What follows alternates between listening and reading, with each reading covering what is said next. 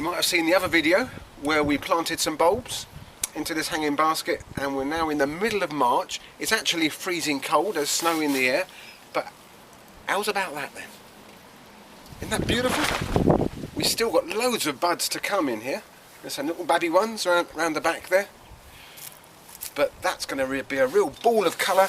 And what we're going to do now, so that we get more flowers again next year, is get some of this slow release fertiliser there, those granules with the little perforations, and they will feed the basket for about 6 months. So for as long as they've got green leaves there, right through until kind of early summer, we're just going to give them some food so that we encourage even more flowers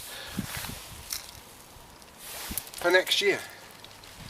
So that's how our tete miniature daffodils look in a hanging basket.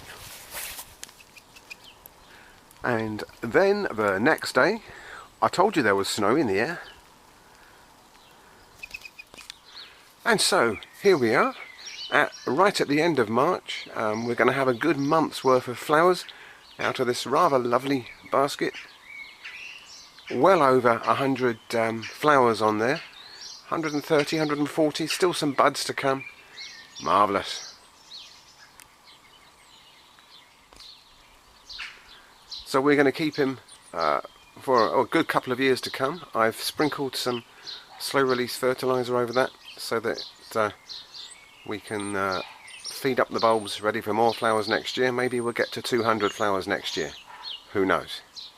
Why don't you try this at home?